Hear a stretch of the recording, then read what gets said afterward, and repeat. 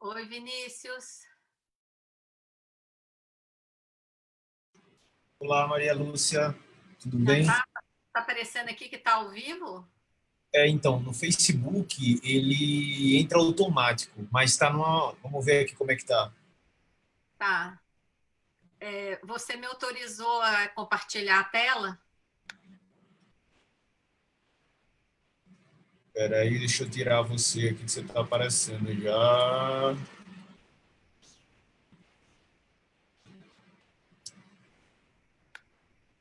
Você está podendo compartilhar agora.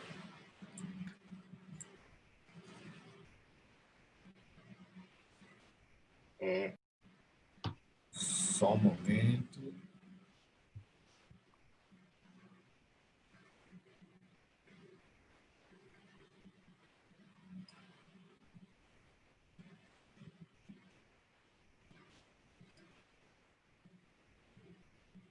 Começamos.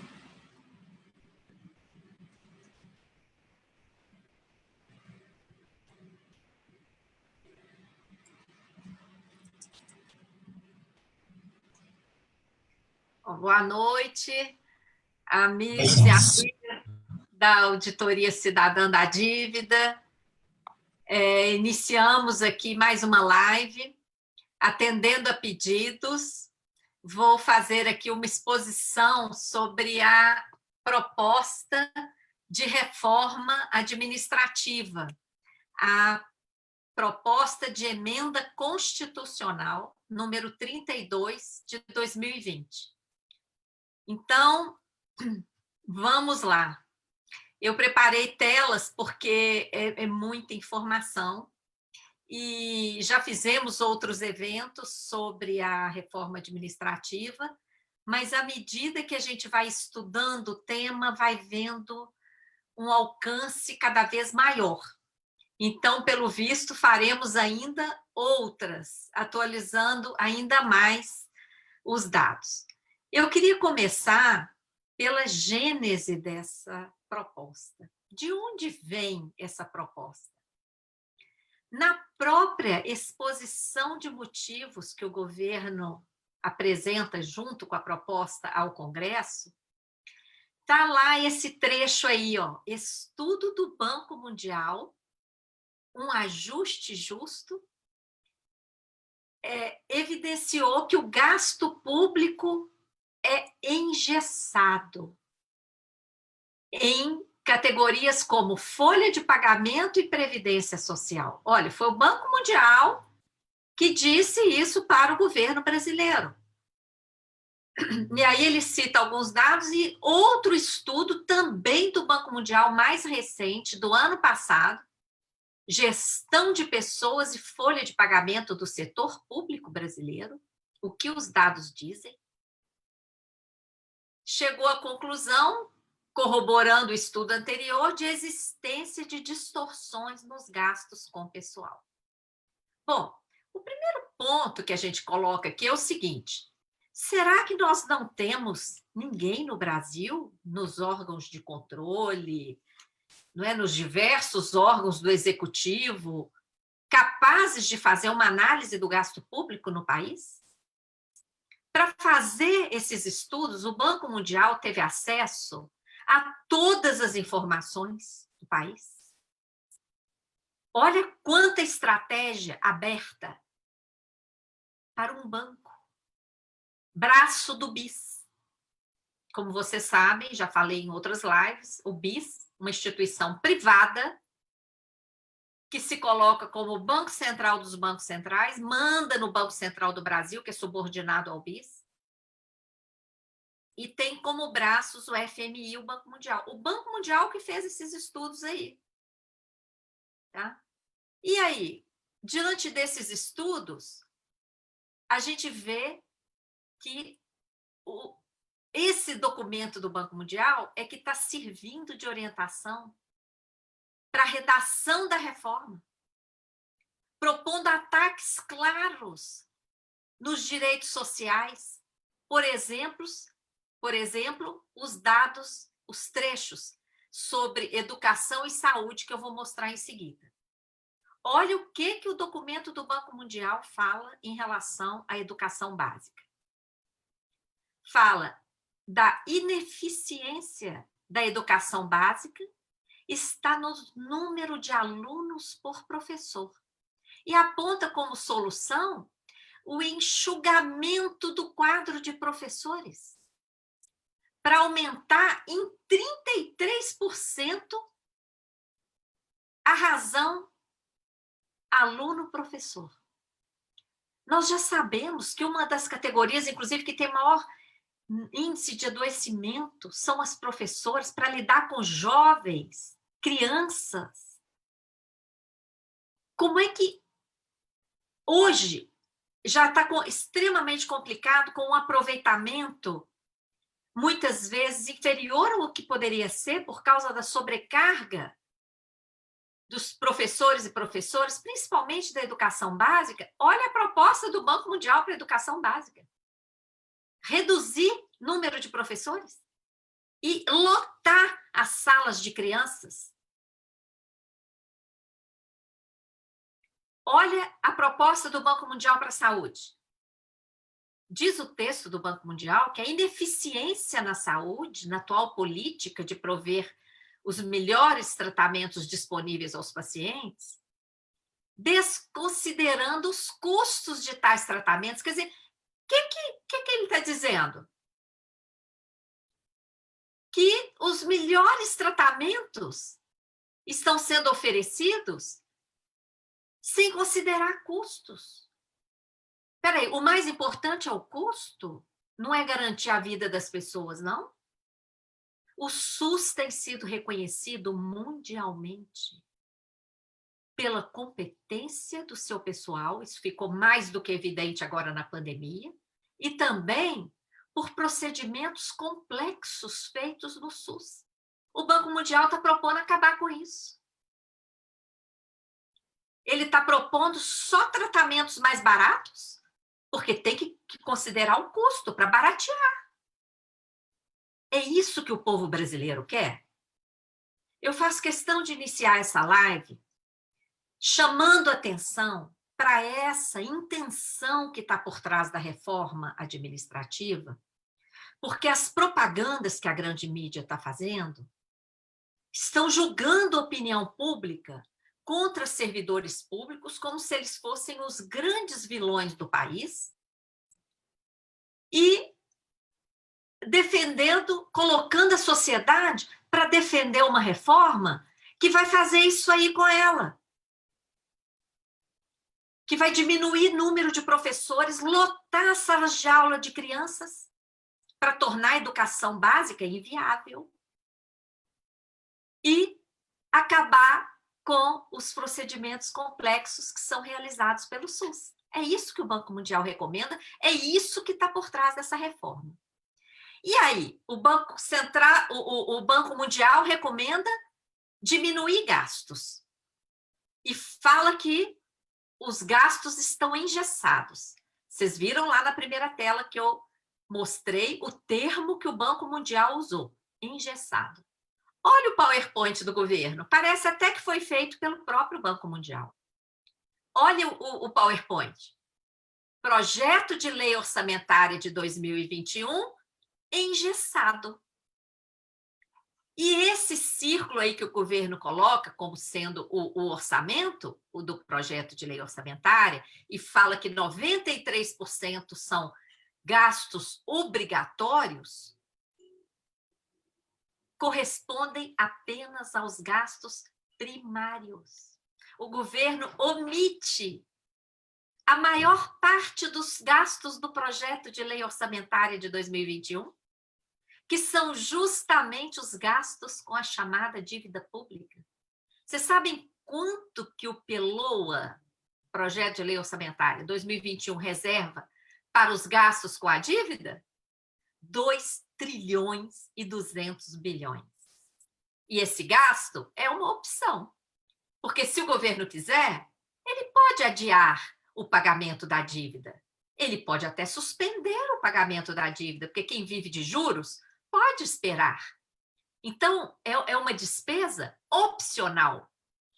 E ele não coloca no gráfico. Que vergonha, não? O governo fazendo plágio de um estudo do Banco Mundial e ainda mentindo para a população, omitindo dados. Quando pegamos os dados completos do projeto de lei orçamentária de 2021, o gráfico é esse aí que vocês estão vendo na tela. Tá? Eu só vou checar aqui se a tela está passando direitinho, o pessoal me avise, porque outro dia eu fiz uma live e as telas não estavam passando para o público. Deixa eu ver aqui se as telas estão passando, Vinícius.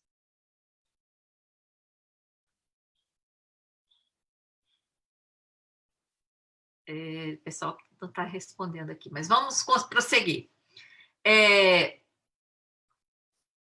Quando usamos os dados completos, então, do projeto de lei orçamentária 2021, o que a gente vê é que 53,92%, quase 54% de todos os gastos previstos no projeto de lei orçamentária de 2021 são gastos com a dívida. O que vai para todos os estados e municípios previsto aí no projeto de lei orçamentária é menos de 7%. Olha bem.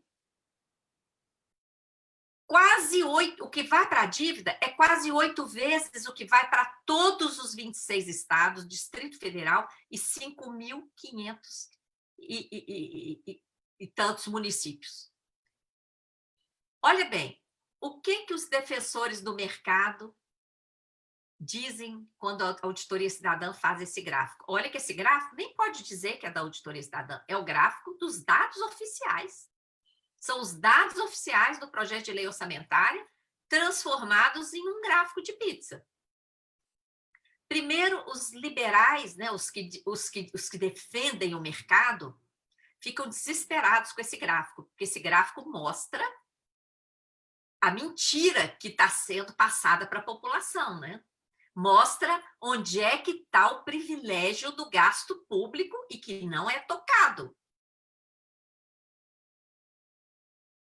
Primeiro que eles alegam que todo esse gasto, essa parte amarela aí, corresponde à mera rolagem da dívida. Mentira. Se fosse rolagem, a dívida estaria sendo mantida constante. Porque rolagem é troca de um título que está vencendo por um novo título. E o que está acontecendo com o estoque da dívida? Só este ano cresceu mais de 700 bilhões de reais. Só esse ano. O governo está jogando a culpa na pandemia, mas é mentira. Só este ano, o volume de títulos que o Banco Central usa para remunerar a sobra de caixa dos bancos nas operações compromissadas subiu quase 550 bilhões de reais. Então, o estoque da dívida subiu 710 bilhões, mais ou menos. O volume das operações compromissadas que remuneram os bancos subiu 550 bilhões.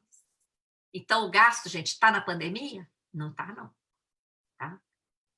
Está no gasto com a dívida pública. Quem fala que esse gasto aí é só rolagem, ignora que a maior parte dos juros são registrados como se fosse amortização ou rolagem. Isso foi uma descoberta da CPI. E a imensa maioria daqueles que nos criticam ou não sabem disso ou fazem de conta que não sabem. Ou talvez não saibam mesmo, né? Não estudaram, não sabem. E ficam nos criticando. Todo ano, centenas de bilhões de reais de outras fontes que não têm nada a ver com novos empréstimos. Outras fontes que poderiam ser destinadas a investimentos em saúde, educação e etc., são desviados para pagar a dívida. Alguns dizem ainda que o governo poderia emitir moeda e pagar a dívida. sem auditar, ignorando todas as ilegalidades, ilegitimidades, até inconstitucionalidades e fraudes envolvidas na geração dessa dívida. Quem defende isso,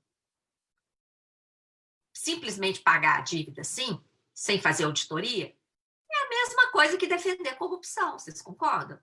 É a mesma coisa. E mais, quem defende emissão de moeda, assim, à vontade, tem que combinar com a política monetária do Banco Central. Porque como é que funciona hoje? A moeda emitida, segundo o artigo 64 da Constituição, tem que ser colocada nos bancos, tem que ser colocada no sistema bancário. E como é que está funcionando a política monetária do Banco Central? Remunera todo aquele dinheiro que está lá na sobra de caixa dos bancos que não é emprestado. Então, se emitir moeda e não modificar a política monetária do Banco Central, essa política monetária suicida, eu aproveito para convidar vocês para ver os vídeos da campanha É Hora de Virar o Jogo da semana que vem, que a gente vai tratar disso. Se não mudar essa política monetária suicida, o Banco Central vai emitir moeda e vai aumentar mais ainda as compromissadas e a remuneração aos bancos. Tá? Então, vocês viram aí no PELOA 2021 o que está acontecendo? O problema não, o orçamento não está engessado com os servidores, como diz o governo. Tá? Onde é que está o problema do gasto público no Brasil? Olha esse gráfico aí, gente. Esse gráfico, ele faz parte de um artigo que a gente divulgou recentemente sobre a análise pelo projeto de lei orçamentária de 2021. Nós fizemos uma análise de 2015 a 2019 de tudo que foi pago, efetivamente pago, no âmbito do governo federal. E essa parte sombreada aí de amarela é a parte prevista para 2020 e 2021. Olha em azul, lá embaixo, o valor destinado aos estados e municípios. Que miséria. Todo ano, uma quantia muito baixa de transferência para os estados e municípios, chegou a cair em 2017 e nem recuperou ainda em 2019 ao dado de 2015, e 2015 já tinha caído por causa da crise fabricada. Então, até hoje, estados e municípios nem recuperaram ainda o que eles tinham antes da crise fabricada pela política monetária do Banco Central. A previsão em 2020 aumenta um pouquinho, mas é previsão. A gente nem sabe se vão cumprir. E 2021 a previsão é de queda. Mais queda ainda, inviabilizando várias políticas públicas no âmbito de estados e municípios. Olha a reta vermelha. A reta vermelha corresponde a todos os gastos de manutenção de todos os poderes, executivo, legislativo, judiciário, Ministério Público, não só gasto com o pessoal não, viu, gente? Gasto com toda a estrutura de Estado. Gasto com todos os serviços prestados à população. Esses gastos não tiveram aumento nenhum. Esses dados aí estão atualizados pelo IPCA. Olha aí, de 2015 a 2019, a reta vermelha é uma reta horizontal. A previsão para 2020 e 2021 sobe um pouquinho, mas é previsão. Muitas vezes essa previsão não se realiza. Agora, olha os gastos com a dívida e a previsão para 2020 e 2021. E esse ano, só até julho já gastamos mais de 700 bilhões com a dívida. Tá? Olha aí. Essa proposta de reforma administrativa, ela traz aliás, gente, eu falei aqui que nós já gastamos mais de 700, não, mais de 700, deixa eu corrigir um dado aqui. Mais de 700 bilhões é o que a dívida aumentou esse ano. Nós já gastamos em 2020 praticamente R$1 trilhão com a dívida pública. Tá sendo o maior gasto até agora. E não é por causa da pandemia. A maior parte disso está aí na política monetária do Banco Central. Tá? A intenção explícita do governo em reduzir o gasto com pessoal, obedecendo ao Banco Mundial, ao mesmo tempo em que o projeto de lei orçamentária destina 2 trilhões e 200 bilhões com os gastos com a dívida, está aí numa recente notícia divulgada pelo Paulo Guedes, quando ele fala que a reforma administrativa vai economizar 300 bilhões aí em 10 anos. Tá? 300 bilhões em 10 anos. Ao mesmo tempo, o que prevê é gastar em um ano com a dívida, no projeto de lei orçamentária de 2021, é 7 vezes maior do que essa economia que ele pretende fazer aí com a reforma administrativa. Tá?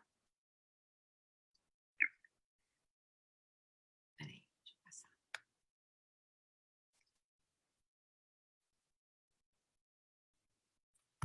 Aí, nessa tela que vocês estão vendo, eu fiz um recorte da fala do texto do Banco Mundial. Olha o que diz o Banco Mundial. O governo brasileiro gasta mais do que pode e gasta mal. Essa é a principal conclusão do estudo. E é mentira. De 1995 a 2015, durante 20 anos, nós gastamos menos do que arrecadamos. Então, gastamos menos do que poderíamos ter gasto. Produzimos um superávit primário de mais de R$1 trilhão. O que é o superávit primário? É justamente a sobra, quando comparamos tudo que arrecadamos e tudo que gastamos com toda a manutenção do Estado e com todos os serviços prestados à população. E nesse período em que produzimos R$1 trilhão de superávit primário, o que aconteceu com a dívida pública, com a dívida interna federal? Lá em 95, a dívida era 86 bilhões. Em 2015, ela chegou a 4 trilhões. Ora, se nós gastamos menos do que arrecadamos, com todos os serviços públicos, com toda a manutenção do Estado, o que fez a dívida explodir? É claro que não foram esses gastos, porque eles ficaram muito abaixo da arrecadação. E ainda sobrou R$1 trilhão. O que fez a dívida crescer e explodir desse jeito foram os próprios mecanismos financeiros que geram dívida pública, principalmente os mecanismos da política monetária suicida do Banco Central. Dentre eles se destaca a remuneração da sobra de caixa dos bancos. Até o Tribunal de Contas da União já afirmou, o link está aí, essas telas vão ficar disponíveis para vocês. O Tribunal de Contas da União já tem afirmado que essa dívida interna brasileira não serviu para investimentos. Apenas cerca de 400 bilhões desses 4 trilhões aí que cresceram nesse período foram entregues ao BNDES. Uma parte foi, inclusive, investida no exterior. E esses 400 bilhões já foram devolvidos ao Tesouro. Tá? Olha as conclusões erradas do Banco Mundial que estão pautando a PEC 32. Em outro trecho do estudo, o Banco Mundial fala que ao longo das 2 últimas décadas, o Brasil observou um consistente aumento dos gastos públicos, o que coloca em risco a sustentabilidade fiscal. Eu acabei de mostrar. Ora, se nós produzimos 1 trilhão de superávit primário, onde é que houve o consistente aumento do gasto público? Não foi no gasto com pessoal, que a PEC 32 ataca. Não foi na manutenção do Estado, que a PEC 32 desmonta. Onde é que foi o aumento consistente dos gastos? No gasto com a chamada dívida pública. Mas em momento nenhum o Banco Mundial fala isso. Ele cita a queda do PIB em 2015 e 2016, mas não fala que essa queda decorreu da crise fabricada pela política monetária do Banco Central. Depois de falar essa mentirada toda e essas informações distorcidas, ele conclui que o investimento público foi anulado nos últimos anos. Tudo isso para empurrar a reforma, tá? Diante dessa fala do Banco Mundial, mais uma vez, olha que vergonha, o governo faz um plágio dessa fala do Banco Mundial e mente para a população. E mostra esse gráfico que desde 2015 o investimento público tende a zero, omitindo que essa queda no investimento decorre da crise fabricada pela política monetária do Banco Central e da destinação de cerca de 40% do orçamento federal para gastos financeiros com essa chamada dívida pública que tem crescido sem contrapartida alguma em investimentos ao país. Vou falar um pouquinho dessa crise fabricada. O vídeo da campanha É Hora de Virar o Jogo, divulgado nesta semana, é um vídeo específico sobre a crise fabricada. Então, aqui eu vou resumir, tá? E depois vocês podem assistir lá o outro vídeo que está explicando mais. Essa crise foi produzida pela política monetária do Banco Central, que, ao mesmo tempo, elevou a taxa de juro básica para 14,25%, sem justificativa alguma, manteve nesse patamar por mais de um ano. Junto com isso, aumentou o volume das operações compromissadas que estão se prestando a remunerar a sobra de caixa dos bancos. Aumentou o volume dos contratos de swap cambial, que deram um prejuízo brutal. Chegou a ser noticiado na grande mídia. Centenas de bilhões de reais de prejuízo. Aumentou excessivamente a emissão de títulos.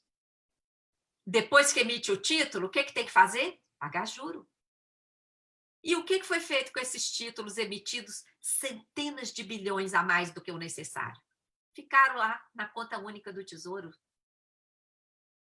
E pagando juro, tá? E que juro? 14,25 a taxa básica, mas os títulos estavam sendo vendidos a juros ainda muito superiores a isso. Nós, da Auditoria Cidadã, já tínhamos visto que essa política ia arrebentar com a economia brasileira. Publicamos em janeiro de 2016 esse artigo, O Banco Central está suicidando o Brasil. Está aí o link, vocês podem ler. Ora, se nós, um movimento social com toda a dificuldade de acesso a dados, já havíamos visto no que ia dar essa política monetária, será que quem estava fabricando essa política não sabia disso? Claro que sabia. A crise fabricada derrubou o PIB. Só em 2015 o PIB caiu 3,55%. Em 2016, outro tanto. Foram cerca de 7% de encolhimento do PIB em apenas 2 anos. Milhares e milhares de empresas quebraram, milhões de pessoas ficaram desempregadas, mas o lucro dos bancos aumentou em plena crise. Em 2015, o lucro dos bancos bateu recorde de 96 bilhões e eles ainda fizeram uma previsão de 187 bilhões. Essa previsão é deduzida do lucro. Então, quanto que foi mesmo o lucro dos bancos num ano em que o PIB encolheu e que toda a economia parou e encolheu? Olha aí, quase 300 bilhões. Não havia justificativa nenhuma para essa crise, porque nós temos mantido mais de 4 trilhões em caixa e o Brasil ainda tem todas as riquezas, é uma das maiores economias do mundo. Para que serviu a crise fabricada? Primeiro, que os bancos lucraram muito com a fabricação da crise, né? Porque aqueles mecanismos usados, juro extorsivo e remuneração da sobra de caixa dos bancos, swap, tudo aquilo, quem ganhou com isso? Os bancos. Enquanto as contas públicas ficaram com rombo. E aí, o rombo das contas públicas exigiu a adoção de uma série de medidas para contorná-lo. Quais as medidas que vêm sendo adotadas aí na esteira da crise fabricada? A primeira foi a emenda do teto, a emenda constitucional 95, teto para todos os investimentos sociais, para toda a manutenção do Estado. E o que ficou fora do teto? Gasto com a chamada dívida pública e com as empresas estatais não dependentes, dentre elas, essas empresas que estão sendo criadas Brasil afora para operar o esquema da securitização de créditos. Isso ficou fora do teto. Na esteira da crise, veio a emenda 93, que aumentou a DRU, a desvinculação de recursos da União, recursos vinculados a áreas essenciais, como a Seguridade Social, são desvinculados e desviados para o pagamento da dívida. A Lei Complementar 159, que replicou a emenda do teto para os estados. As desonerações injustificadas que afetaram o financiamento da Seguridade Social e depois justificaram a reforma da Previdência, né? As contrarreformas trabalhista. Qual era a justificativa para aquela reforma que nos impôs um retrocesso em termos de direito trabalhista antes de Getúlio Vargas? Tem crise. Tem que aplicar essa reforma trabalhista para gerar emprego. Quantos empregos foram gerados? Só uberização, informalidade. E redução de direitos trabalhistas e sociais. São poucas empresas que continuam mantendo aqueles direitos trabalhistas que existiam. A maioria já está colocando os trabalhadores praticamente na informalidade. A reforma da Previdência, que adiou, suprimiu, extinguiu direitos duramente conquistados pela população. E agora a reforma administrativa, né? A chamada reforma administrativa, que nem poderia ser chamada de reforma administrativa, porque é uma reforma ideológica, é a reforma do mercado. Tá? O que mais que foi feito na esteira da crise? Privatizações, espaço para o esquema fraudulento da securitização, o projeto de autonomia do Banco Central, que está lá na pauta da Câmara, que, na verdade, é um projeto que quer legalizar essa política monetária suicida praticada pelo Banco Central, deixá-lo com total liberdade. Para isso, não podemos deixar passar essa proposta de independência absurda. O Plano Mais Brasil para banqueiro, que inclui as PECs 186, 187 e 188, a PEC 438 também, que é outro desmonte, e a emenda 106, que já foi aprovada, que é um escândalo que dá ao Banco Central autorização para comprar papel podre de bancos. sem limite, podendo custar trilhões de reais. Então, vejam bem, a crise fabricada abriu espaço para todo esse desmonte aí. Estamos perdendo o nosso patrimônio público. Olha a decisão de ontem do Supremo. Inacreditável. Inacreditável. A Suprema Corte do país desacatando a Constituição Federal, permitindo que a Petrobras seja esquartejada. Há pouco tempo, o próprio Supremo decidiu que a matriz não poderia ser privatizada sem passar pelo Congresso. O que fizeram? Esquartejaram a matriz, colocaram cada refinaria como se fosse uma outra empresa. Quer dizer, criaram uma burla para desacatar aquela decisão. Será que o Supremo não viu isso?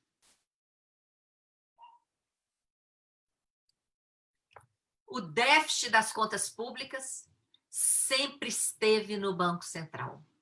Os dados mostram isso. Nós temos que denunciar onde é que está o rombo das contas públicas. O gasto do Tesouro Nacional para financiar a política monetária do Banco Central, essa política monetária suicida, custou quase 3 trilhões de reais nos últimos 10 anos. Gente, vocês escutaram? Quase 3 trilhões de reais. Como é que funciona? O Tesouro Nacional dá de presente títulos da dívida para o Banco Central. O Banco Central não paga por esses títulos. Além de dar de presente os títulos, o Tesouro Nacional paga juros ao Banco Central sobre esses títulos. Quanto que isso custou? Quase 1 trilhão e 700 bilhões de títulos dados, 1 trilhão 200 e tantos bilhões de juros pagos, somando quase 3 trilhões. O que o Banco Central faz com esses títulos que ele ganha de presente? Troca com a sobra de caixa dos bancos.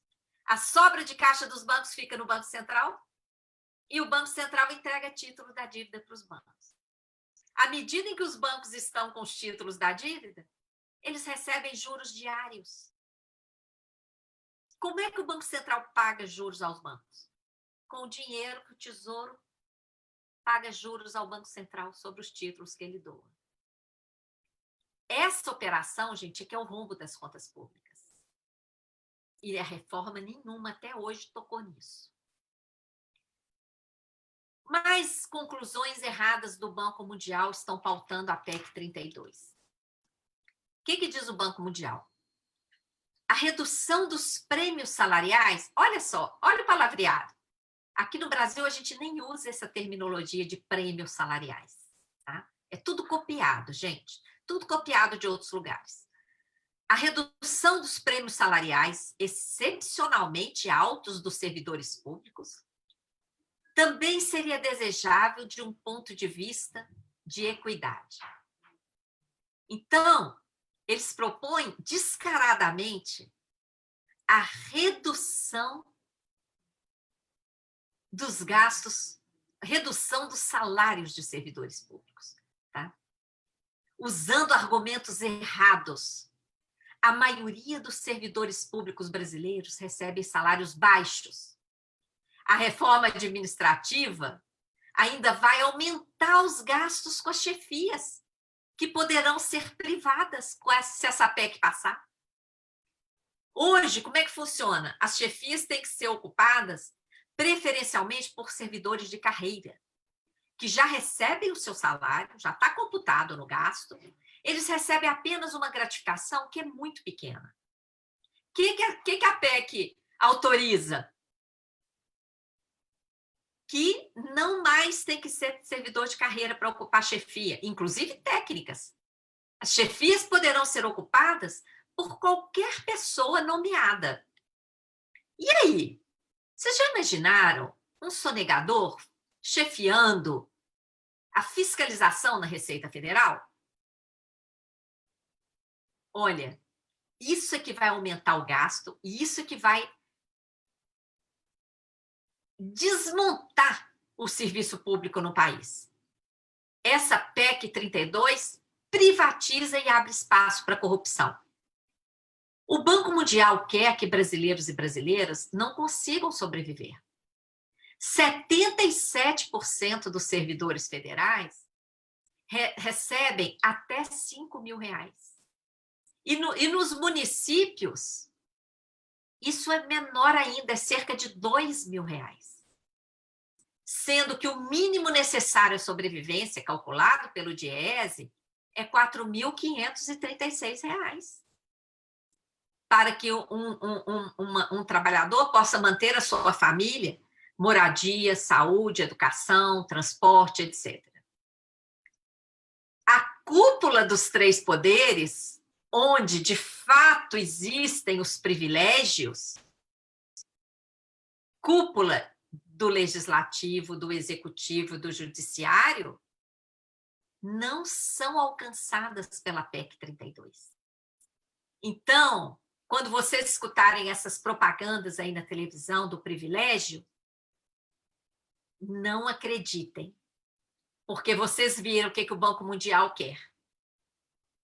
Reduzir salários, reduzir professores, reduzir procedimentos realizados pela rede pública. Tá? Onde é que está o privilégio aqui no Brasil? Tem uma tabela lá na página da Receita Federal, 26.099 pessoas recebem mais de 300 salários mínimos por mês. Recebem uma média de R$717.000 ao mês. Qual que é a proposta do Banco Mundial para essas pessoas? Claro que ele não diz nada sobre isso. Tá? Ele ataca procedimentos do SUS, ataca professores e fala que tem que lotar as salas de alunos, porque tem que diminuir professores. Tá? Mas não fala nada dessas pessoas que recebem, em média, 717 mil por mês, isentos de imposto de renda. Esse pessoal aí, ó, não paga imposto de renda, é isento. Tá? São a isenção dos lucros distribuídos aos sócios. Mas o governo plageia o Banco Mundial de novo e olha o gráfico que ele apresenta. De novo, parece que o Banco Mundial é que fez o gráfico que o governo está apresentando. Olha o gráfico que o governo mostra. Ele mostra aí essas colunas aí do gasto anual com servidor explodindo e fala que cresceu 145% em 12 anos. Mentira! Quando o governo apresenta isso, esse número, é como se esse gasto ao longo de 12 anos, a inflação tivesse sido zero. A inflação nos últimos 12 anos foi zero, pessoal? Claro que não. Quando fazemos a reta aí como percentual do PIB, em cada ano, olha aí o que a gente obtém. Praticamente uma reta. Na verdade, em relação ao PIB, houve queda no gasto com pessoal. Caiu de 4,54% do PIB para 4,34%. O governo deveria ser obrigado a retificar esses dados, porque é um absurdo trazer dados errados para julgar a sociedade contra servidor público que presta serviço para ela. Para julgar a sociedade a favor de uma PEC 32 que é contra os interesses da própria sociedade. Se nós fizéssemos um gráfico colocando os gastos com a dívida na mesma escala que o governo coloca os gastos com servidores, olha aí o que teríamos. Olha que coisa ridícula.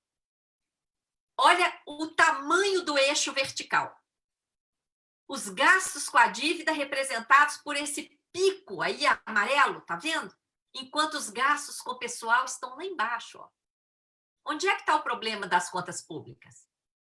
Está na política monetária suicida do Banco Mundial, do Banco Central, que transfere centenas de bilhões de reais aos bancos às custas do Tesouro Nacional. Temos dinheiro sobrando para remunerar diariamente a sobra de caixa dos bancos? Essa é a prioridade do país? Quando fazemos o gráfico honesto, olha aí o que a gente tem.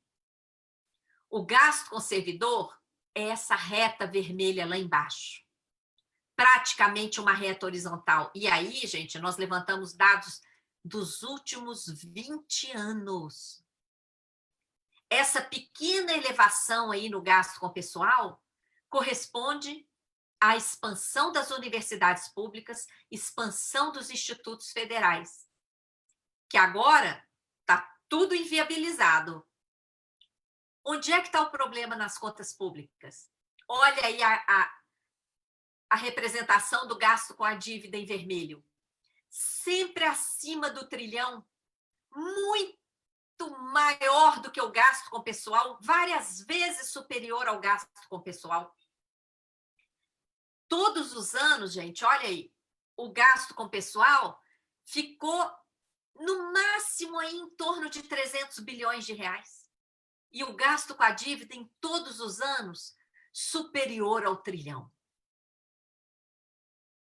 Na exposição de motivos da PEC 32, o governo afirma explicitamente que ele quer garantir condições orçamentárias e financeiras para a existência do Estado e para a prestação de serviços públicos à população. Quando, na verdade, a existência de Estado só é possível com a manutenção de um quadro permanente de pessoal. Como é que nós vamos manter o Estado com servidores de governo? Cada governo chega e coloca lá a sua turma. Como é que nós vamos garantir a manutenção do Estado? A população tem que entender que essa proposta tem fins políticos. Aqueles políticos que chegam querem dar emprego para sua turma e tirar todo mundo que está lá treinado. Cada um quer chegar com a sua turma. Isso não é projeto de Estado.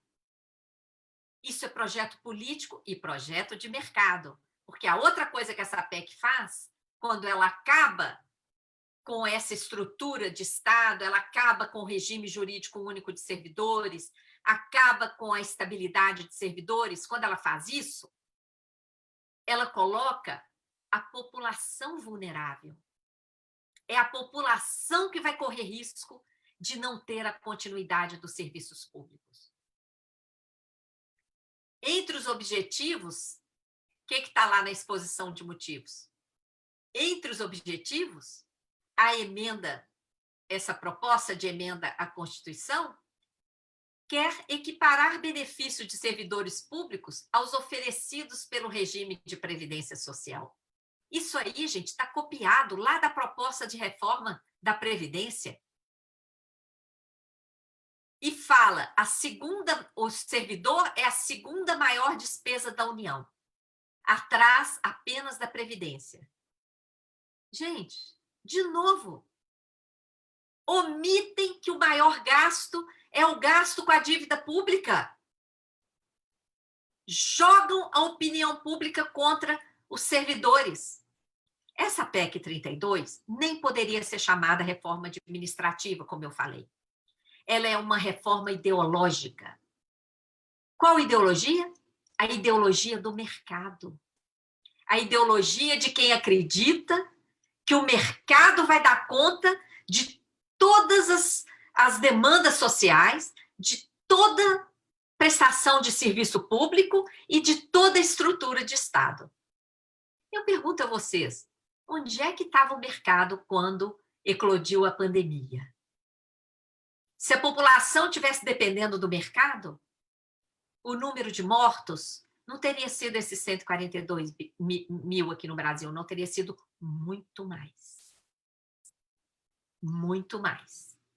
Porque aí nós não teríamos o SUS, que tem dado um show, né? Tem mostrado aí a importância do serviço público para a sociedade. Qual que é o ponto central dessa PEC? Abrir espaço para o mercado, para negócios, para as rachadinhas, para a corrupção. Isso está explícito ali no artigo 37, quando incluem vários princípios. Eu vou ressaltar aqui, os outros também são importantes, mas senão vai ficar muito longa. Eu vou ressaltar aqui a subsidiariedade. O que é isso? O Estado vai deixar de ser a locomotiva dos serviços públicos prestados à população e vai passar a atuar nas sobras, naquelas áreas em que o setor privado não tiver interesse em atuar. Isso é que significa subsidiariedade. Isso aí, inclusive, abre espaço para essa decisão absurda de ontem do Supremo, que viola o monopólio do petróleo que está lá na Constituição Federal. Essa questão da subsidiariedade aí está conectada com outra mudança dessa PEC 32, lá ao artigo 173 da Constituição, que fala do funcionamento das empresas estatais e está incluindo novos dispositivos lá, proibindo justamente o monopólio. Tá? Então, essa PEC, gente, ela é um atraso. Ela desmonta o Estado brasileiro, abrindo espaço para privatizações, para o aprofundamento, né, das privatizações, porque elas já estão ocorrendo, mas essa PEC vai aprofundar ainda mais, terceirizações e o verdadeiro desmonte do serviço público. Imagine se todo o povo brasileiro tiver que pagar para ter qualquer atendimento médico, tiver que pagar para ter acesso a qualquer serviço de educação, a qualquer serviço público, porque tudo vai ser privatizado se essa PEC passar. E qual que é a situação do povo brasileiro? Basta ver o dado que a Caixa Econômica divulgou. 107 milhões de pessoas pleitearam o auxílio emergencial. Ou seja, mais da metade da população brasileira está vulnerável, está desempregada, está na informalidade, está abandonada, está dependendo de um auxílio emergencial para sobreviver. Já pensou como que essas pessoas vão pagar para ter serviço de saúde, de educação e etc? Gente, é a institucionalização da barbárie no Brasil.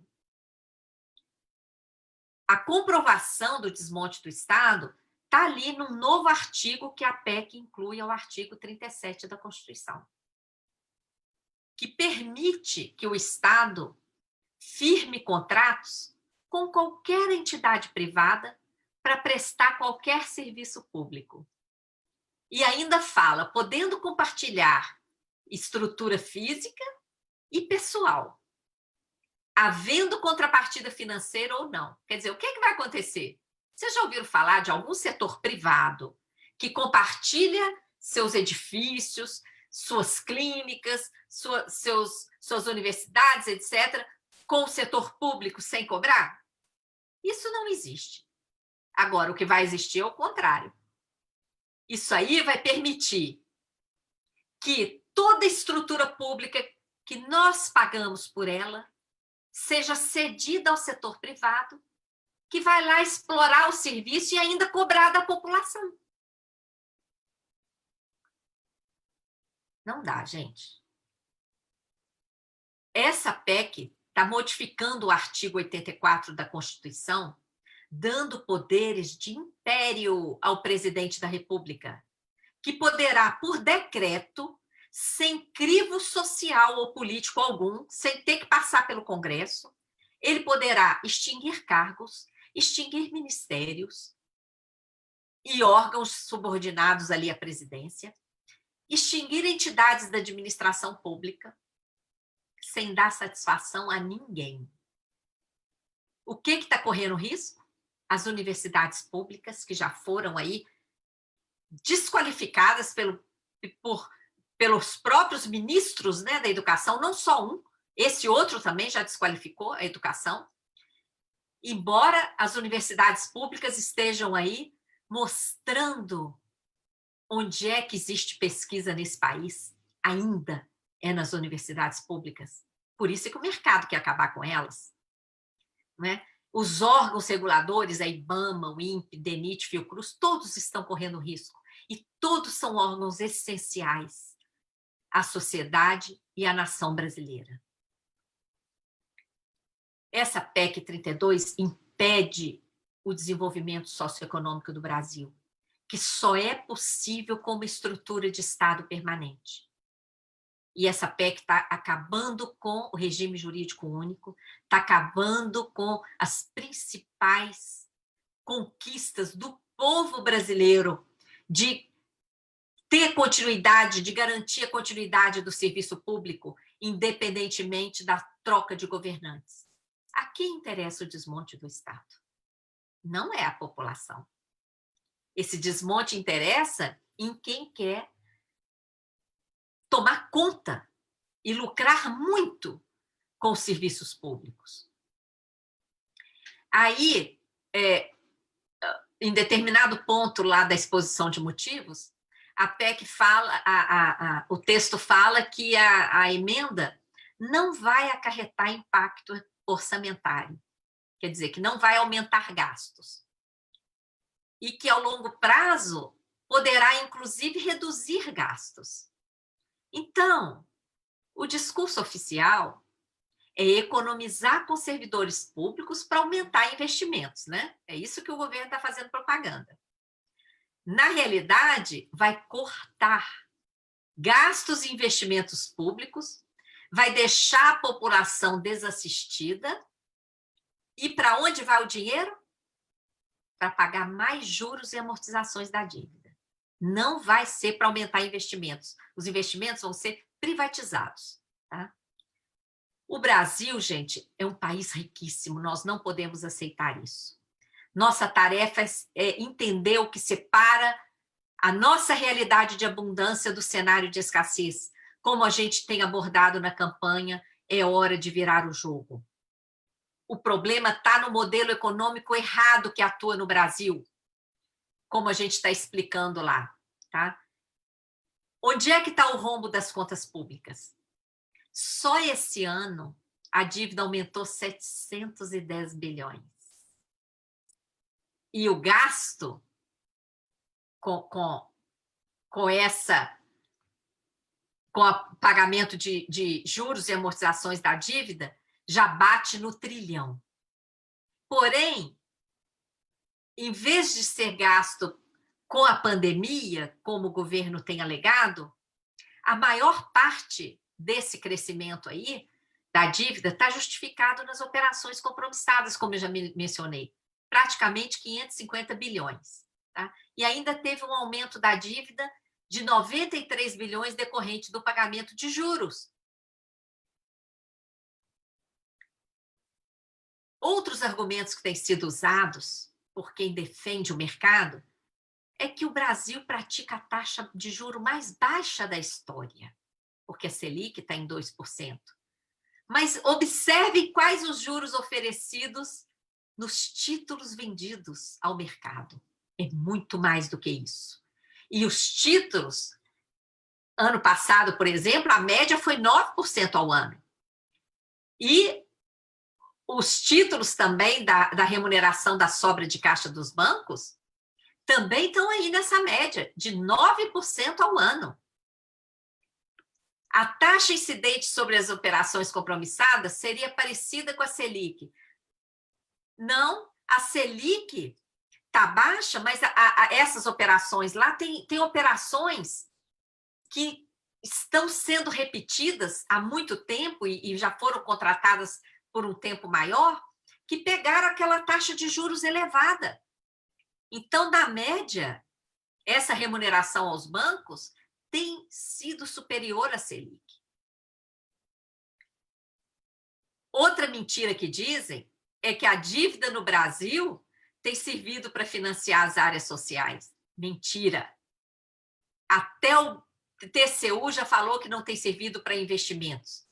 Tem servido para concentrar renda, tem servido para transferir recurso público para os bancos. Essa necessidade de pagar a dívida, veja bem, a dívida cresce principalmente pelos mecanismos de política monetária e depois essa dívida gigante é a justificativa para destinar a maior parte dos investimentos, para a maior parte do orçamento para juros e amortizações. A dívida tem sido a justificativa do ajuste fiscal, dessas privatizações absurdas, das contrarreformas, das modificações danosas e novos esquemas. Quanto mais pagamos, mais devemos. Por quê? Não estamos amortizando. Estamos pagando juros maquiados de amortização ou rolagem, como vocês podem ver nos links aí.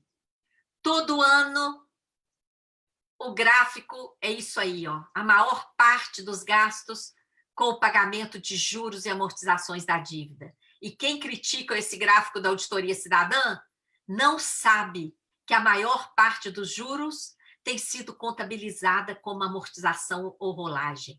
Por isso que a gente tem que somar o que está lá no CIAF como juros e amortizações. Vimos aí o privilégio dos bancos em plena pandemia. Eles receberam 1 trilhão e 200 dia 23 de março e não emprestaram. Vão receber vários trilhões com os mecanismos inseridos na emenda 106, que autoriza o Banco Central a comprar papel podre de bancos. Estão ganhando dezenas de bilhões nos contratos de swap cambial oferecidos pelo Banco Central. Vão ganhar com a securitização de créditos, que desvia o recurso público, que nem alcançará os cofres públicos, e ainda estamos correndo o risco da independência do Banco Central, para que ele fique à vontade para executar essa política monetária suicida. Os bancos receberam aquele 1 trilhão e 200 e não emprestaram às empresas. E em plena pandemia ainda foi aprovada a emenda 106, que pode custar trilhões de reais. Esses 972 bilhões que o presidente do Banco Central declarou ao Senado, que a compra de papel podre dos bancos pode custar, não considera a atualização monetária dos ativos podres acumulados nos bancos há 15 anos, conforme o Estadão divulgou. Olha aí as perdas com swap. Em apenas 5 meses, o Banco Central perdeu 63,5 bilhões. Mais do que aquela lei complementar 173 destinou a todos os estados e todos os municípios para combater a pandemia, que foi 60 bilhões. Todos os 26 estados, DF, e 5 mil e tantos municípios receberam 60 bilhões. Em apenas 5 meses, em swap. Fora todos os outros trilhões de ganhos, os bancos ainda ganharam esses 63 bilhões aí em swap. O esquema de securitização é um absurdo, desvia os tributos pagos pela população, que nem alcançarão os cofres públicos. Tem vários vídeos na Auditoria Cidadã sobre esse esquema da securitização que vocês podem assistir. Estamos vendo aí em plena pandemia o aumento do lucro dos bancos, e a emenda 106 ainda vai aumentar esse privilégio e aumentar a desigualdade social. O que está por trás da independência do Banco Central? O banco vai ficar à vontade para realizar essa política monetária suicida, que está amarrando toda a economia e custando caríssimo ao orçamento público, gerando dívida pública e tudo mais. E o que está lá no projeto de independência? A legalização dessa remuneração da sobra de caixa dos bancos, por meio da criação do depósito voluntário remunerado. O mesmo nome da remuneração da sobra de caixa dos bancos. Só mudaram um pouco o nome, tá? Então, é uma maquiagem para continuar remunerando aos bancos. Eu convido vocês a acessar a carta aberta que nós questionamos o Paulo Guedes sobre essas privatizações que estão acontecendo, porque nós estamos perdendo o nosso patrimônio de forma injustificada. É aí que está o problema, não é? E a PEC 32 está relacionada com essas privatizações, tá? Nós temos que lutar por uma auditoria da dívida. O gasto público delinquente que precisa ser disciplinado é esse gasto financeiro com a chamada dívida pública. Nós temos que ter estratégias de ação. E essa estratégia de ação passa pelo conhecimento da realidade financeira do país. As pessoas têm que dominar, conhecer o modelo econômico errado que atua aqui no Brasil, conhecer que política monetária é essa que o Banco Central está realizando, que está custando tão caro e não controla a inflação, coisa nenhuma, como ele fala lá que tem que controlar. E o sistema da dívida. Por isso eu convido vocês a acessar a campanha É Hora de Virar o Jogo, participar das ações concretas que nós estamos propondo e acessar as redes sociais da Auditoria Cidadã da Dívida. É hora de virar o jogo. Não podemos aceitar essa PEC 32, não podemos aceitar essa entrega do nosso patrimônio público, tá? E vamos em frente. Contamos com vocês. Eu vou dar uma olhada aqui em algumas perguntas que vocês enviaram. Agradeço a todas as pessoas que estão aqui participando. Quem ainda não se inscreveu no nosso canal, aperte aí, inscreva-se. Não custa nada.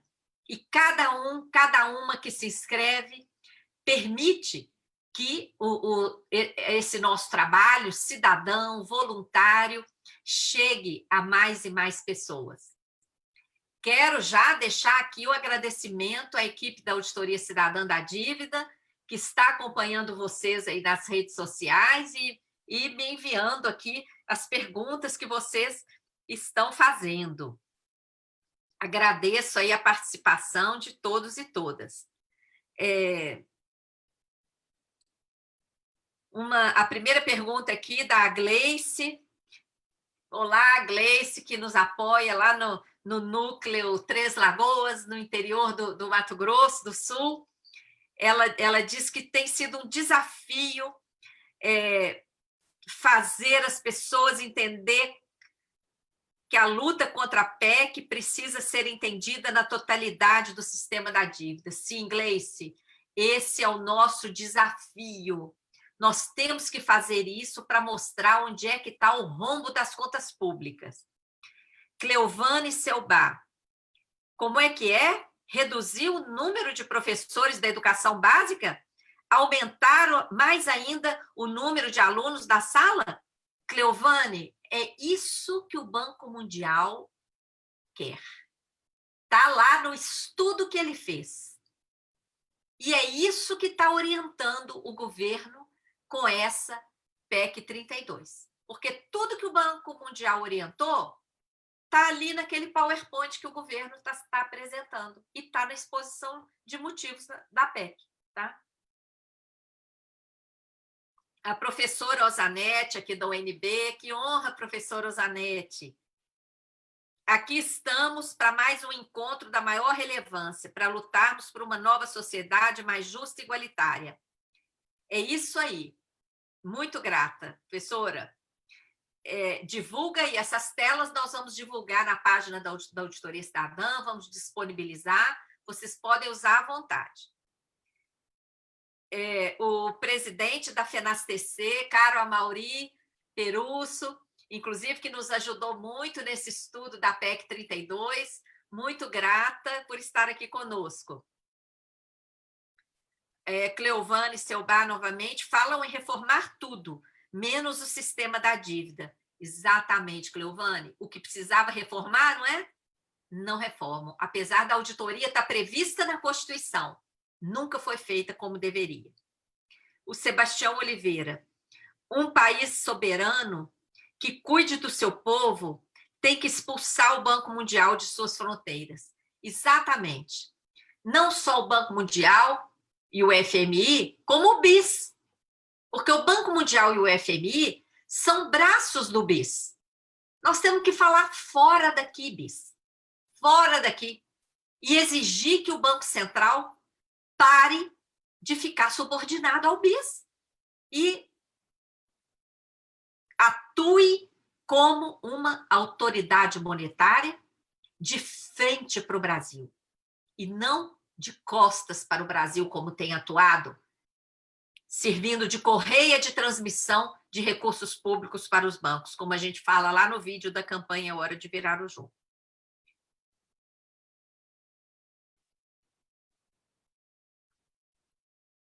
A Célia Martins agradece e pelos grandes e necessários esclarecimentos sobre a reforma administrativa. Muito grata, Célia. Célia e todos vocês que estão nos ouvindo. Quem gostou, dê aí um like, joinha aí, gostei, e compartilhe, porque é isso que vai fazer com que essa informação chegue a muitas e muitas pessoas, tá? O Antônio Manuel Mendonça de Araújo. Maria Lúcia, se puder, passe esses slides para o meu e-mail. E, olha, Antônio, nós vamos colocar no site da Auditoria Cidadã, para que todas as pessoas acessem. O site está aí na tela, ó, auditoriacidadã.org.br. Quando vocês acessam lá o site, tem o menu. Vocês olham lá, menu, palestras. Eu vou colocar essas telas lá, tá bom? Lídia Jesus. Querem mais dinheiro privatizando tudo para alimentar o sistema da dívida. É isso aí. E esse dinheiro que eles querem, Lídia, vai ser arrancado de servidores públicos que eles estão propondo redução salarial. Vai ser arrancado da possibilidade de serviço público digno para a população, porque eles estão propondo aí reduzir professores e lotar as salas de aula de crianças para inviabilizar a educação básica no país. O Daniel Simões, caro Daniel Simões, pesquisador português que vive no Brasil, por que alguém haveria de ser contra 100% de transparência da dívida pública brasileira? Pois é, Daniel, é evidente que tem algo a esconder, né? Se der transparência, se o próprio governo der transparência ampla, usando, né, toda a grande mídia, como ele faz, por exemplo, para ficar colocando propaganda contra o povo, aí, divulgando essa reforma, se ele divulgasse com transparência a dívida pública, o povo ia saber que essa dívida tem sido usada para remunerar a sobra de caixa dos bancos. Tem sido usada para cobertar dívidas privadas, que são transformadas em dívidas públicas. Tem sido usada para cobertar passivo de bancos que foram privatizados. Como todas as outras empresas privatizadas, o passivo é transferido, transformado em dívida pública. E depois essa dívida gigante tem que ser paga, né? E como é que tem sido paga? Com essas contrarreformas, com as privatizações contínuas, com os ajustes, cortes, etc. Maria Alice Santos. Está na hora de aprendermos a fazer faixas e entender e estendermos nas nossas casas, nos sindicatos, essas denúncias que vocês divulgam, em cada estado colocar painel eletrônico para que a população veja o tamanho da dívida no Brasil. Sim, Maria Alice, por esses dias, inclusive, nós recebemos uma foto de um outdoor que foi colocado por alguém, aí não foi colocado pela Auditoria Cidadã. Alguém pegou o nosso gráfico e colocou aí. Muito legal, nós ficamos super honrados. Vamos dar like aí, pessoal. Cleovane, mas a regra de ouro não determina que a dívida só poderia ser utilizada para despesa de capital? Sim, por isso que eles fazem a maquiagem e contabilizam grande parte do juro como se fosse amortização. exatamente para burlar a regra de ouro. Isso foi denunciado pela Auditoria Cidadã desde a CPI da dívida, quando nós participamos e assessoramos de forma institucional. Railic Silva. Investimento em capital, você acha certo o povo pagar endividamento de capital privado?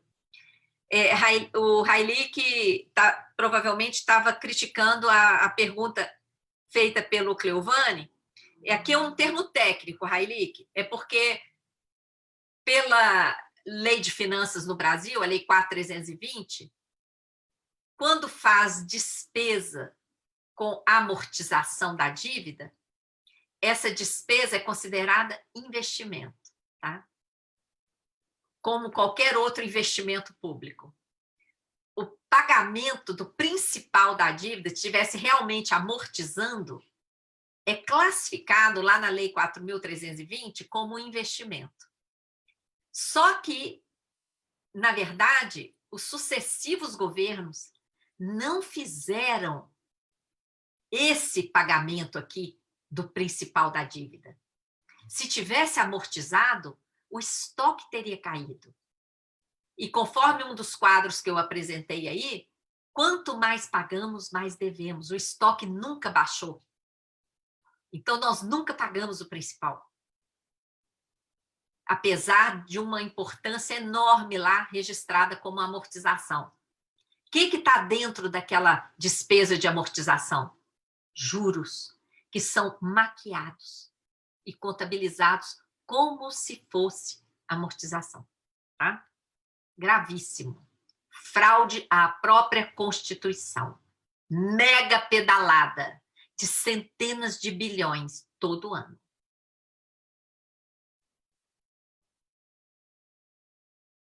A Adriana Freis questiona: qual é a carta magna desse sistema? A carta magna do mercado, Adriana.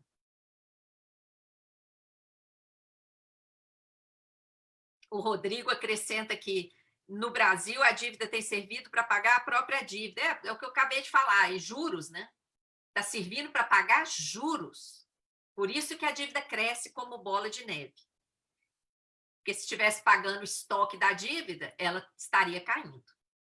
Adriana Freis, a solução é entender o que e quem rege essas barbáries. Amparados por quais leis? E ela bota tudo em minúsculo e com muitas interrogações. Realmente, Adriana, tem que entender, por isso que eu falei aqui no final que a estratégia é conhecimento. Por quê, gente? Deixa eu beber um pouquinho de água aqui, que eu estou falando muito.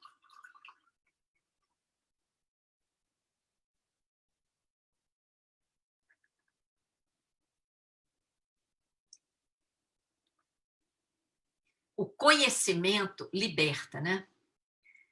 Eu comparo o conhecimento com aquele mito da caverna de Platão. Quem saiu da caverna enxergou toda a beleza do mundo.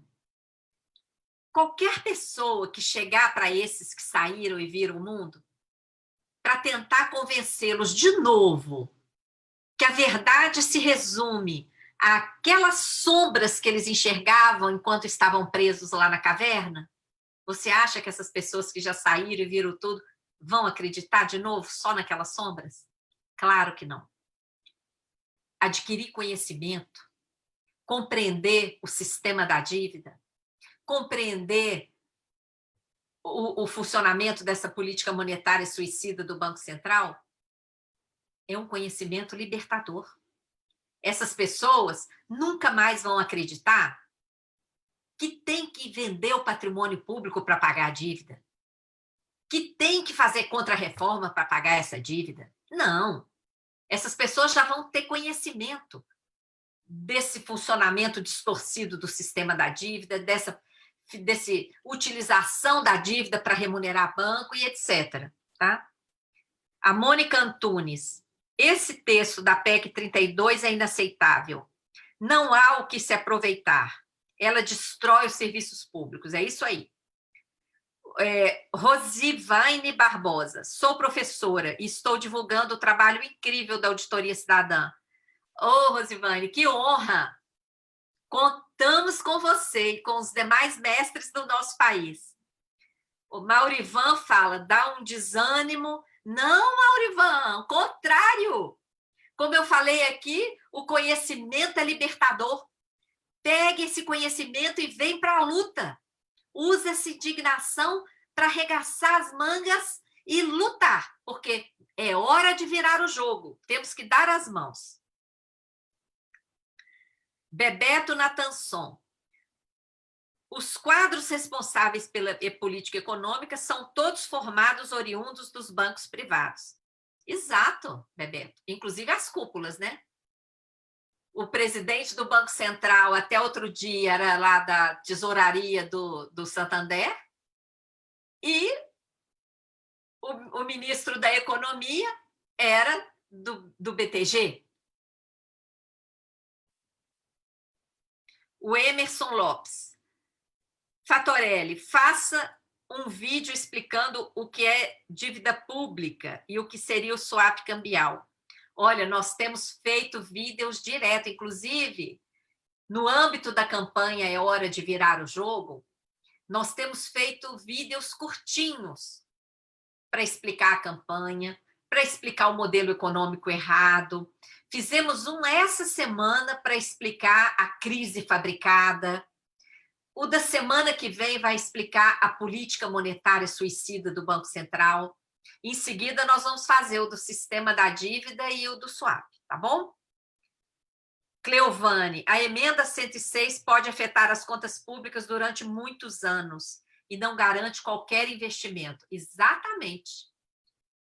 Por isso, é uma emenda que, inclusive, está lá no Supremo, sendo questionada, porque na pressa de votar o artigo 7º ficou diferente nas duas casas, né? Então, eu faço um apelo aí a vocês também para nos ajudar e enviar cartas para os ministros do Supremo para barrar esse artigo 7º. Cleovane Ceibá, as medidas foram apenas para reduzir gastos primários, que são a razão da existência do próprio Estado. Não houve nenhuma medida para conter a rolagem da dívida e fazer mais investimentos. Exatamente, a emenda 95 fez isso, e agora a PEC 32 de novo, né? Só ataca despesas privadas. O Márcio Pereira. Por que os bancos não são investigados pelas instituições? Como o PGR, Ministério Público. Olha, os bancos têm que ser fiscalizados pela Receita Federal e pelo Banco Central. Agora, o Banco Central tem favorecido muitos bancos, né? Há muitos anos a gente não ouve falar do impedimento aí de operações, não é? Que os bancos fazem, por causa do... Tem havido uma desregulamentação, né, das atividades aí dos bancos, permitindo todo tipo de papel podre, e aí vem uma emenda defendida pelo próprio Banco Central para ele mesmo comprar papel podre. Quer dizer, nós estamos vivendo um tempo, o Márcio, o Márcio Pereira, de um desmonte assim inacreditável, tá? Inclusive em termos éticos, né? Perderam completamente a vergonha de propor medidas insanas que deveriam ser combatidas. Quer dizer, a autoridade monetária, o Banco Central, deveria combater, punir, né, determinadas operações. Ele mesmo está se colocando para dar uma ajeitada e comprar o papel podre do banco. E nesses papéis podres estão derivativos, e está tudo quanto há. Né? Tem uma live nossa explicando esses papéis podres. Tá? Aide Werneck e Poubel. A professora Aide, da UNB, que honra saber da sua presença aqui, com a educação sucateada. Quando vamos fazer a população entender esses rombos? Pois é, Aide, por isso que não se investe em educação, para que a população fique num grau bem de medíocre para baixo, não é? Aí, se distraindo só com frasezinhas idiotas nas redes sociais, e não se interesse pelo Estado, não se interesse por seus direitos. Por isso é que é hora de virar o jogo. Nós temos que mostrar para a população que ela merece uma vida digna, que ela tem direito a receber, a participar de toda a abundância, de toda a riqueza que existe no Brasil. E não podemos aceitar esse desmonte que está acontecendo aqui, esse desrespeito. O Carniel fala, leis suicidas, só o povo pelo povo. É isso aí. Maria Alice Santos, eu ouvi um jornal veicular que o Brasil está comprometido com dívida em 90% do PIB. É isso aí. A dívida crescendo desse jeito aí, só esse ano cresceu mais de $500 bilhão a compromissada? E o PIB caindo? Tá sim, tá alcançando.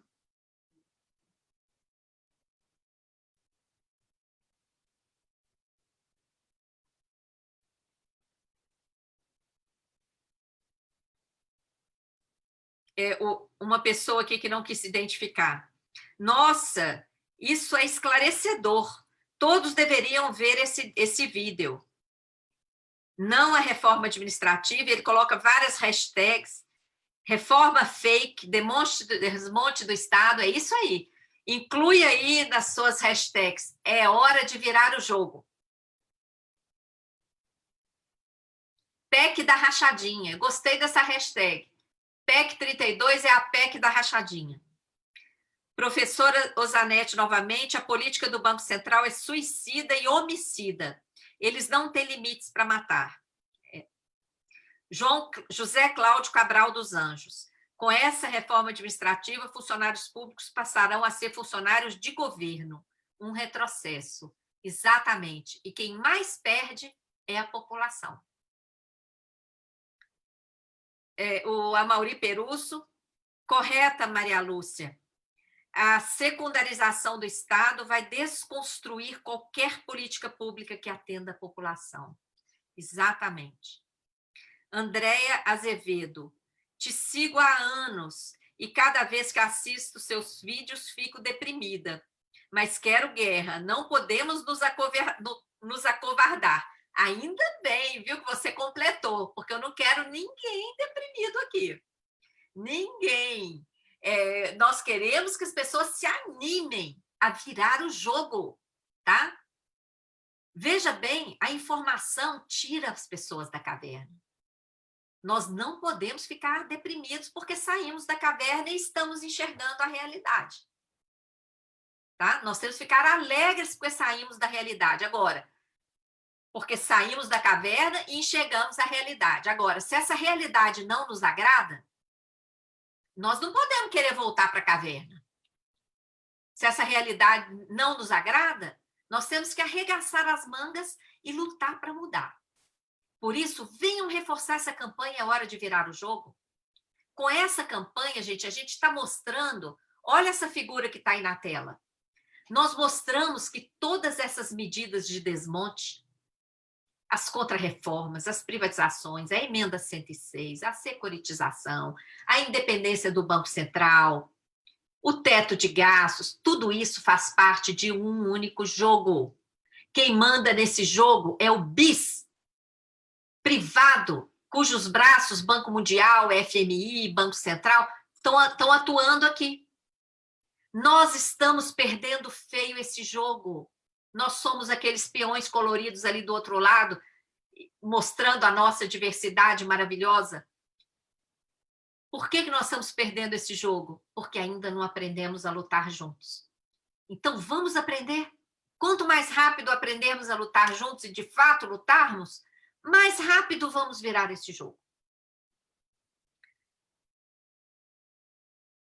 A professora Osanete, isso é muito grave, extinção de cargos, esse decreto que dá plenos poderes ao presidente é mais do que o fim do mundo, é uma coisa inclassificável, nunca vista. Realmente. Absolutismo de governo, né? Não é nem de Estado, é de governo. O Adolfo Rosário, precisamos votar em quem está ao lado da auditoria da dívida pública. Isso aí, Adolfo. Inclusive, a Auditoria Cidadã divulgou uma carta aos candidatos e candidatas às eleições municipais 2020. Está em destaque lá na página da Auditoria Cidadã. Acessa lá e divulga para os seus candidatos. Jaqueline Avanco. Esse Guedes vai fazer as lambanças, estragar a vida de muitos brasileiros e depois vai morar no exterior, como a ex-ministra Zélia do Collor. Provavelmente, tá? Ele está aí a serviço do mercado, depois que fizer a sua tarefa, pode ser. O Matheus Silva. Se o PT não tivesse boicotado a Maria Lúcia, que apresentou proposta de auditoria ao partido, e esse negou a proposta, o país não estaria nessa situação. Provavelmente, Matheus, perderam a chance, né? Mas agora é hora de olhar para frente, né? Não vamos ficar remoendo essas coisas, não, porque isso aí nos divide. E nós estamos precisando de união. Nós estamos precisando de lutar juntos, tá? Para conseguir virar esse jogo. A Nice Orion, ontem o STF permitiu a venda de refinarias da Petrobras sem passar pelo Congresso. Pois é, Nice, eu comentei aí durante a live, é inacreditável. Né? A gente fica com uma sensação de orfandade quando o próprio Supremo descumpre a Constituição. Mas ontem à noite mesmo, a gente estava conversando com advogados amigos para ver a possibilidade de recorrer a uma corte internacional, viu? Vamos virar esse jogo. Malu, a escolha do executivo é clara: transferir riquezas nacionais para as mãos gananciosas de banqueiros e de alguns privilegiados. Para isso, conta com a ação ou omissão do legislativo e do judiciário. Infelizmente, isso também tem que mudar. Jaqueline Avanco, excelente ideia do gráfico no outdoor. Deveria colocar na entrada de todos os municípios brasileiros. Pois é, Jaqueline, se a gente tivesse dinheiro para isso, já teríamos feito, viu? A Auditoria Cidadã vive de doações, gente. Quem quiser, inclusive, doar, lá no nosso site tem lá, doações, procurem lá. Porque o meu trabalho é voluntário, da maioria das pessoas é voluntário, mas a gente tem uma equipe que precisa do salário para sobreviver. Não é? Então, e a gente luta para manter isso. Outdoor custa caro. Então, as entidades, né, as centrais sindicais, os sindicatos que têm dinheiro, podem fazer esses outdoors. Ou então fazer doações para a Auditoria Cidadã ter como fazer. Dimas Casqueiro. Boa noite. Há algum apoio no Congresso que podemos ter como considerável em favor da Auditoria Cidadã? Sim, temos vários apoios, tá? Basta ver as votações, né, que a gente consegue, muitas vezes, barrar, virar, tá? Mas não é a maioria. A maioria está aí financiada pelo mercado, né? Nessas bancadas aí que se ajoelham para o que o capital quer.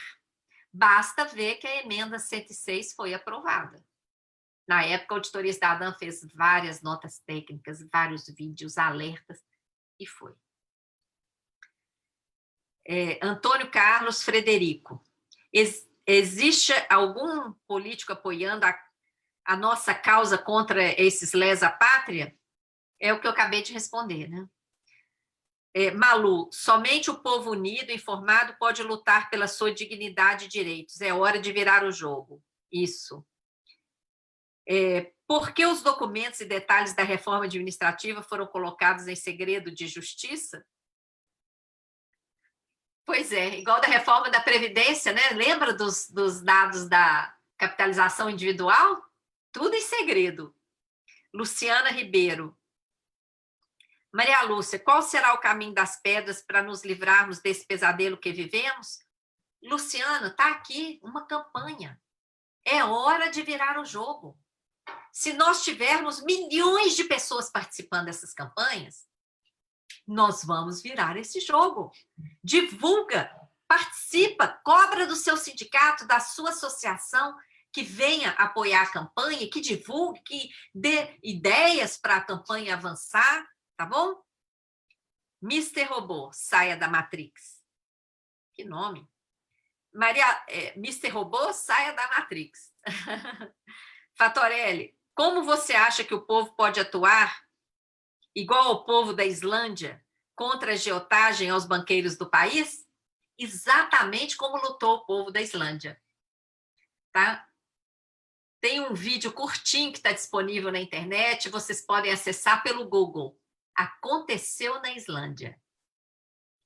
Tem a tradução, é impressionante. Tá? Lá o povo se deu conta que a dívida para salvar bancos estava sendo transferida para as famílias, porque o governo enviou uma fatura para cada casa para pagar aquela dívida dos bancos. O povo imediatamente se rebelou.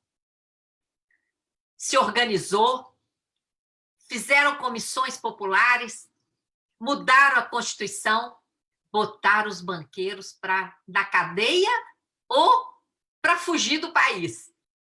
Quem não conseguiu, o banqueiro que não conseguiu fugir do país foi preso. E aí fizeram uma nova Constituição popular e mudaram a história. Depois vocês assistem. Aconteceu na Islândia. Tá? O Marconi, quem é o candidato à Prefeitura de São Paulo que pode ajudar na auditoria da dívida? Ô, Marconi, envia a carta aberta para eles todos e cobre, tá? Não tenho como responder. Envie a carta aberta e cobre uma posição pública de cada um. Fabrício Barcelos. Maria Lúcia, é possível fazer o que foi feito no Equador? Claro! Basta vontade política, tá? Em vez de fazer um decreto aí para o presidente extinguir cargos, ministérios, universidades públicas, etc., faz um decreto e cria uma comissão de auditoria, como o presidente Rafael Correia fez. Foi por decreto. Ele criou uma comissão com equatorianos e estrangeiros. Tive a honra de ser uma dessas pessoas. E olha a revolução que aconteceu no país, não é? Basta olhar os dados da CEPAL. Pessoal, respondemos todas as perguntas hoje. Olha, eu quero agradecer imensamente a todos vocês que nos acompanham. Agradecer aqui a assistência técnica brilhante aqui do Vinícius, que nos mantém no ar com toda a competência. Agradecer a equipe da Auditoria Cidadã da Dívida, que está aqui até agora, levantou aí, pegou as perguntas de vocês nas redes sociais e me enviou aqui para que eu pudesse comentar. Agradecer principalmente a vocês que valorizam o nosso trabalho, que estão aí e se inscrevendo no nosso canal, dando likes, compartilhando os nossos trabalhos e, especialmente, participando da campanha É Hora de Virar o Jogo. Enviem sugestões para que a campanha avance cada vez mais. A próxima ação concreta vai ser um questionamento ao governo sobre esses dados errados que estão aí fundamentando essa reforma, sobre essas considerações do Banco Mundial que estão sendo acatadas aí pelo governo, essas recomendações erradas contrárias aos interesses do povo brasileiro. Vamos fazer esses questionamentos e venham participar. Participem dos núcleos nos estados, compartilhem nas redes sociais. Todos os dias a gente divulga posts no Facebook, no Instagram, no Twitter, tá? Aqui no YouTube também, onde vocês estão, e no Face, enfim. Contamos com vocês, agradecemos imensamente. Todo mundo animado? É hora de virar o jogo. Contamos com vocês. Um forte abraço a todos e todas e até a próxima.